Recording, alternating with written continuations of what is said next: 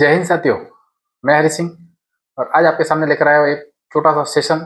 और जैसा कि पीछे आपको दिख रहा होगा, पटवार भर्ती 2025 के अंतिम 30 दिनों की रणनीति अब आपके पास क्या होनी चाहिए, उसके बारे में मैं थोड़ा सा आपको बेसिक बताना चाहूँगा कि अब अंतिम प्रहार करना है आपको। और अंतिम प्रहार करने से पहले आपको पूरी तरह से तैयार होना जरूरी है। और तैयार कब होंगे? जब आप प्रैक्टिस करेंगे। यानी कि कहने का तात्पर्य यह है कि अब आपको जो आपने जितना पढ़ा हुआ है, जितना भी सिलेबस आपने कवर किया है पिछले कुछ महीनों में, वो सिलेबस पूरा का पूरा अब आपको रिवीजन करना है। रिवीजन का मतलब ये नहीं है कि सिर्फ ऊपर ऊपर से पढ़ना है, बल्कि उस रिवीजन को प्रश्न उत्तर के साथ करना है। कि जैसे आप टेस्ट सीरीज हल कर रहे हैं तो उसी टेस्ट सीरीज में जो प्रश्न आ रहे हैं उन प्रश्नों के मार्फित वो एक तरह से जो टॉपिक है उसको हल करना है। मतलब जो प्रश्न है उसका टॉपिक हल करिए, जो प्रश्न आया उसका टॉपिक हल करिए।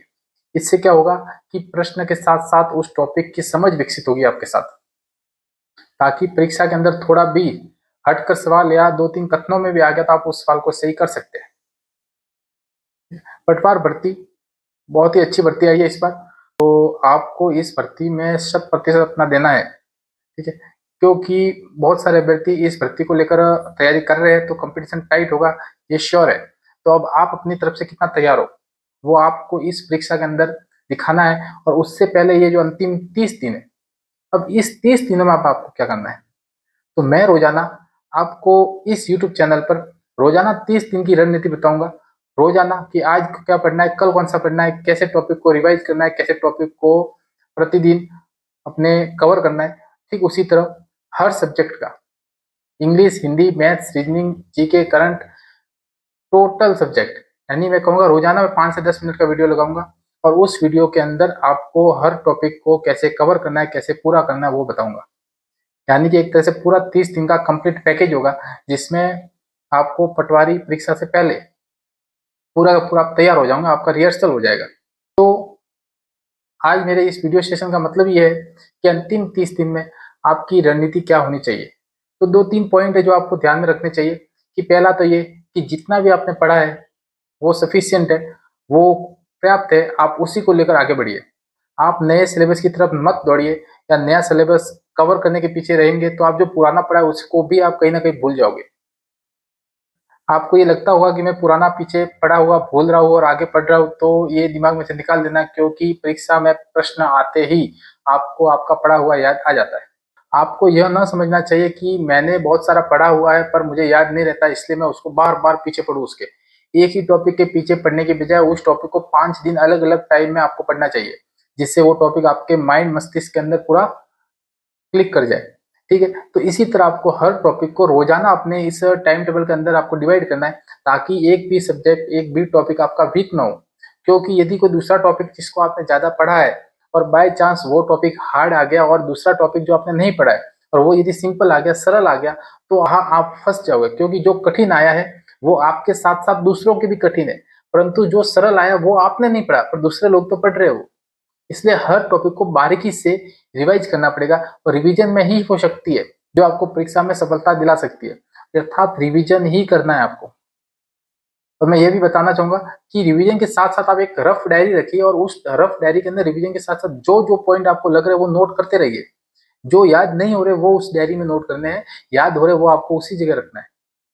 इससे क्या होगा कि परीक्षा के अंतिम 2 दिन के अंदर आप वापस पूरा सिलेबस या पूरे जो नोट्स है उसको टटोलेंगे नहीं, और सिर्फ वो जो बुक होगी, जो डायरी होगी, रफ डायरी होगी, उसी को आप पढ़ना है, उसी के पॉइंट्स को रिवाइज करना है, ताकि यदि 3-4 प्रश्न भी उस पॉइंट में से आ जाए तो आपके सही हो सके। ठीक है, एक भी टॉपिक को कम नहीं आंकना है, हर टॉपिक अपने लिए इंपॉर्टेंट है, हर एक प्रश्न अपने लिए इंपॉर्टेंट है, इसलिए हर टॉपिक को पढ़ना है, ये आपको ध्यान रखना है। क्योंकि टॉपिक पढ़ने पर ही उस टॉपिक के सवाल को आप हल कर सकते हो, या कि उस सवाल का अंदाजा भी लगाने के लिए आपको टॉपिक पढ़ा हुआ होना चाहिए। बिना टॉपिक पढ़े हुए आप उस सवाल को हल नहीं कर सकते, ये आपको समझना है। तो मैं रोजाना आपके सामने राजस्थान जीके, रीजनिंग, करंट और कंप्यूटर से संबंधित जो भी टॉपिक होंगे वो टॉपिक आपके सामने लेकर आऊंगा। रोजाना वीडियो अपलोड करूंगा, चाहे 2-3-4 वीडियो अपलोड करने पड़े। इससे क्या होगा कि आपको एक समझ विकसित हो जाएगी कि मुझे पेपर किस तरह देने हैं, और पेपर से संबंधित जो टॉपिक्स है उनको कैसे रिवाइज करना है। क्योंकि रिवाइज करना ही लोगों को नहीं आता, इस कारण वो अंतिम समय के अंदर डर के माहौल में रहते हैं, और परीक्षा से पहले उनके मन में जो डर रहता है वो यही डर रहता है कि मैंने तो जो पढ़ा है वो भूल चुका हूँ, या भूल गया हो। इसका कारण यही है कि आपने प्रॉपर वे से रिवीजन नहीं किया है, प्रॉपर वे नहीं अपनाया है, जिससे आपको डर लगता है। जो पढ़ता है उसी को डर लगता है, बिना पढ़े हुए को डर नहीं लगता, परंतु डर भी उसी को लगता है जो प्रॉपर रिवीजन नहीं करता। इसलिए आपको अपने टॉपिक पूरे जितने कर लिए उसको स्टॉप कर दीजिए। अब आप टॉपिक को पूरे करने के बजाय टॉपिक को सिर्फ दोहराते रहिए।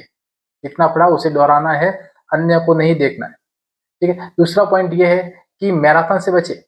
राजस्थान जीके की मैराथन, कंप्यूटर की मैराथन, करंट की मैराथन, रीजनिंग के क्वेश्चंस की मैराथन, मैथ्स के क्वेश्चंस की मैराथन, ये मैराथन आपके लिए वेस्ट होगी। जैसा कि पिछले पिछले कुछ परीक्षाओं में मैराथन एक अभिशाप साबित हुई है, ठीक उसी तरह अभी भी मैराथन कोई ज्यादा फायदेमंद होने वाली नहीं है। इसलिए आप जो आपने पढ़ा है, जो आपने लिखा है, उसी को आपको रिवाइज करते रहो, करते रहिए, करते रहिए। ठीक है। यह था मेरी तरफ से एक छोटा सा रिव्यू, और आशा करता हूँ कि आपको ये अच्छा लगा होगा। यदि आपने चैनल को सब्सक्राइब नहीं किया तो चैनल को सब्सक्राइब जरूर कर ले, क्योंकि अब मैं रोजाना आपके सामने वीडियो अपलोड करूंगा और आपसे रूबरू होऊंगा लाइव के माध्यम से, ताकि आपकी समस्या मुझे मिल सके और मैं उसका सॉल्यूशन आपके सामने रख सकूं।